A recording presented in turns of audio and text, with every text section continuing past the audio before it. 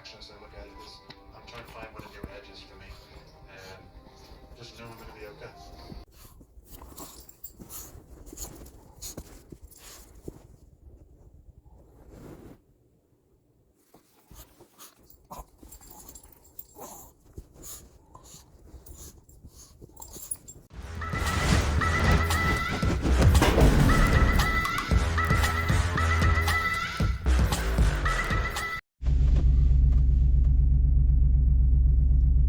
Okay guys, good morning. It's Thursday morning, and it looks like we got a little bit of rain, not much, but the ground is still wet from the other day, and it was 60 degrees yesterday. So but yesterday I had to go to the dentist, so I didn't do anything yesterday other than take care of that, right, and a few little errands I needed. So I've been watching a video of Chad's videos over there at Green Acres. Been doing the videos, he bought some land, or he's fixing to buy some land. He's closing on it. The deal's pretty much done. He just has to, well, you got to go through all the mumbo jumbo. But he also brought on another guy, and y'all can see, if you watch his videos, y'all can see what the kind of labor issues that we're dealing with out here, for real. The guy worked one day and he's already wanting to borrow money and playing on his phone and don't have a ride. A lot of times with these guys, when they say they don't have a ride, instead of telling you they don't have a driver's license, that they tell you they don't have a ride. So I always ask them if they got a driver's license. And if they don't, then I have to ask them that, because I have to put them on insurance to drive a truck, for the position that I'd be hiring for. If you don't have no license, then well, obviously you can't drive my truck. So now Chad's not hiring for a driver, so he doesn't really have to worry about that. But how these guys spend their time off the field affects you when you're in business for yourself and you're hiring them. And I know there's going to be people coming in my comments or Chad's comments or whatever, oh, you ain't paying them enough, and all the mumbo jumbo that everybody that don't know no better always says. You're not treating them right, you're not this, you're not that, you're not taking taxes out, or you're taking too many taxes out. It's always something that the general public doesn't really understand, especially if they're not out here in business doing this kind of work. So I think the guy's been out there a couple of days, and from what I hear, he does pretty good work. Of course, he's not going to be as good as Chad. If I can get somebody to do 50 or 60% as good as me, then that's great. And then today, I think Chad waited on him for an hour or so. See, Chad's better than I am, because I'd move the work around and all that just so I wouldn't work him that day. I'd just leave, because but you got to know the context of the conversation they had before Chad brought him on. So you don't really know all those things about what he told, what's his story, what happened to his last job and all that. So and again, you can be the best employee ever. I mean, really know what you're doing and everything, and then not having a ride, or not having a license, or your off the field habits, where you need money all the time and all that can make it where you're not that attractive of an employee, even though you know what you're doing, or you're definitely more advanced than some other people. I'd rather have somebody, if I got a choice, and of course nobody tells you the truth these days, I'd rather have somebody with ideally you want somebody with experience, because they know what kind of to expect. But I have found that a lot of times the guys with all this experience, they think they're above. They think they realize they have experience, and they realize they're pretty good at whatever, And so then they want to try to, you know, manipulate their time and you know, manipulate the downside to why they're not employed. You know, which is usually, there's a reason why. If you're really good at this, there's usually a reason why you're not employed, and it's going to be all the reasons that Chad is looking at now. But I think Chad, in the world that he lives in, the world that I live in, we halfway expect it. You know, it's not, I'm much more surprised if somebody does work out than if they don't. I'm pretty much expecting guys, you know, not to work out. And I can tell within the first few hours. I couldn't imagine, you know, back when I was working, I just got a job, and me being grateful and thankful for a job, and me trying to borrow money from my boss on day 1 or day 2.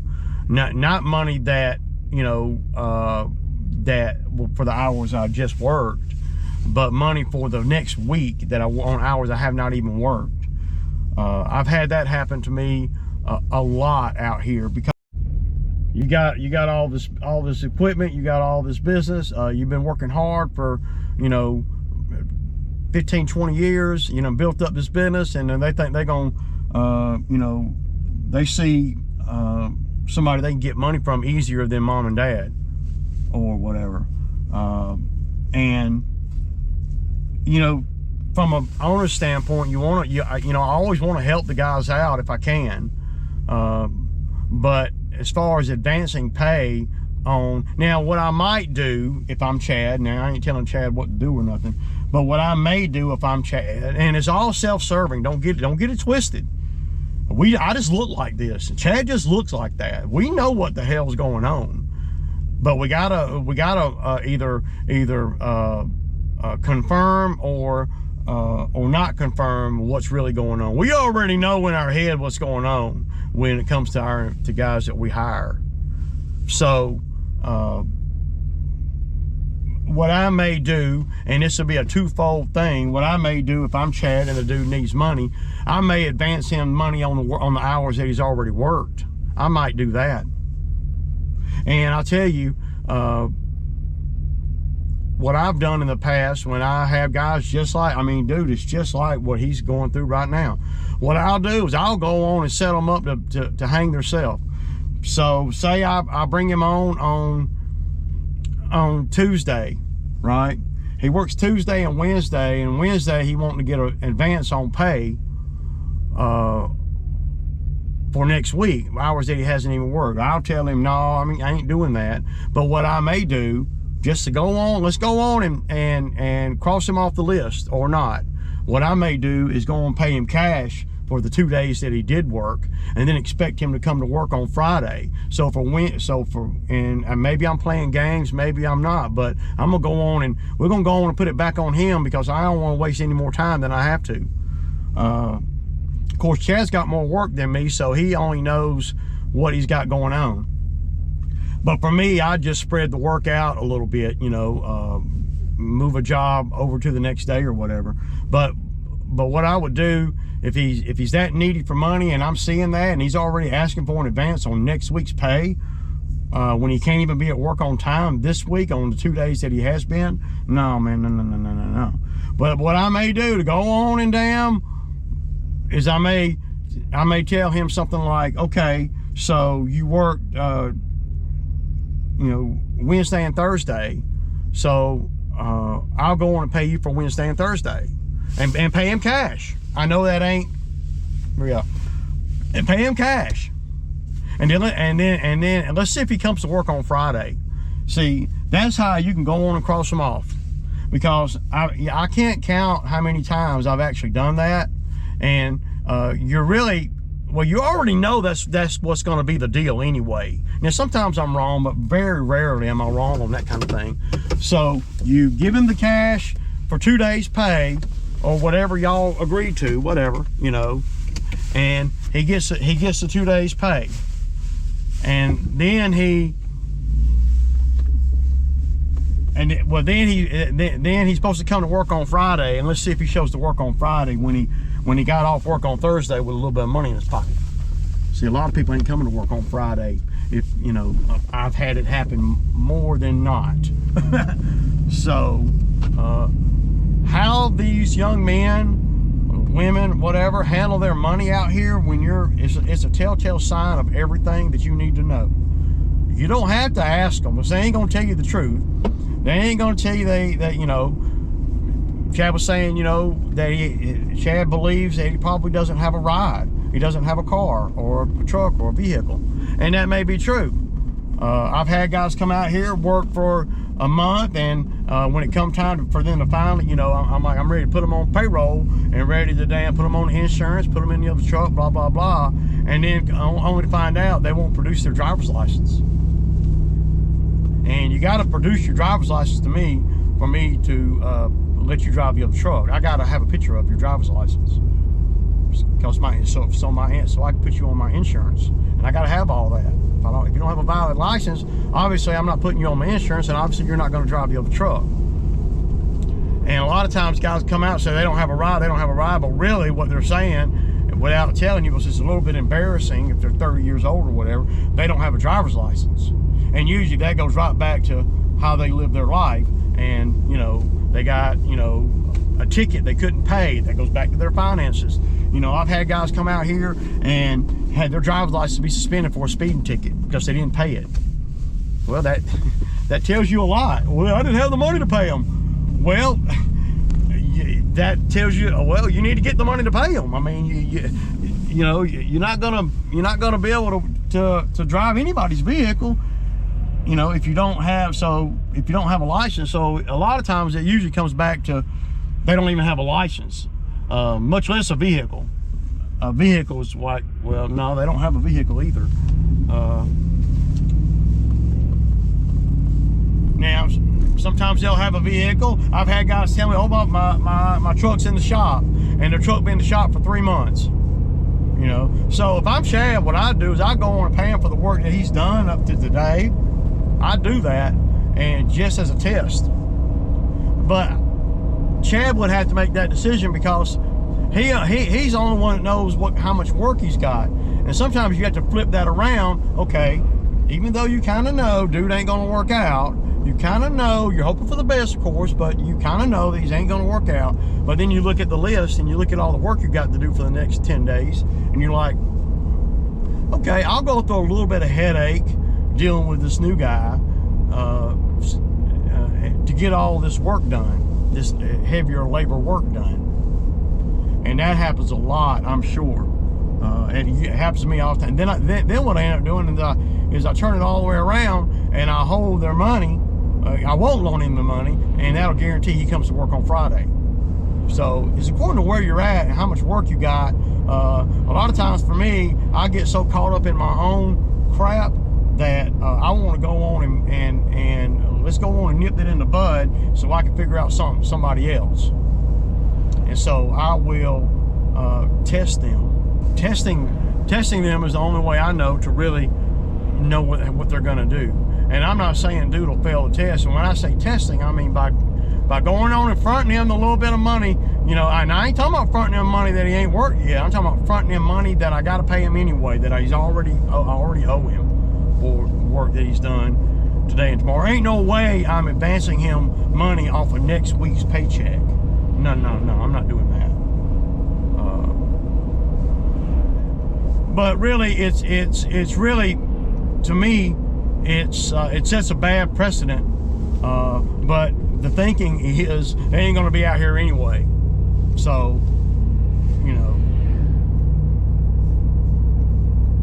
And then once you start loaning money, especially like on work they haven't done yet, then you become the bank. You become the ATM, where now, you know, fast forward a month, and you're getting calls at 9 o'clock at night. Hey man, can you cash at me $30? Hey man, can you cash at me $60? Hey man, and I take it out of my pay. And then you start dealing with all of that. Their off the field issues become your off the field issues. Just saying. I'm just saying. So this is a short little clip. I just kind of wanted to throw that out there, just my thinking on it. And you know, you take it for what it is. I ain't telling no lie. So anybody that's in business, like me, I know that they can relate. I know they can, no, without a doubt. So, okay, y'all. So y'all see everything's wet, man. This is one of my regular customers. Y'all know, all you guys have been over here before. So I removed a tree right there, a cherry tree, and I was digging the stump up, and I couldn't get it all. And so I'm gonna, that's another little job that I'm gonna do while I'm over here. So the reason I've got y'all over here with me is I'm gonna be pulling out all these bushes. And there's 1, 2, 3, 4, 5, 6, 7, 8, 9, 10. There's 10 of them. So I'm thinking $75 each. And then on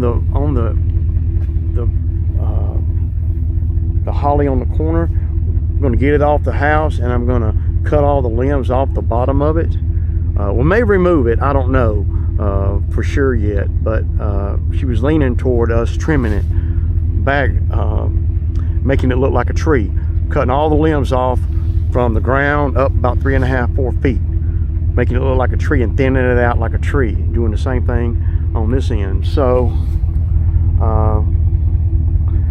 I'm thinking $1,000 job over here, plus whatever I gotta do with the dump.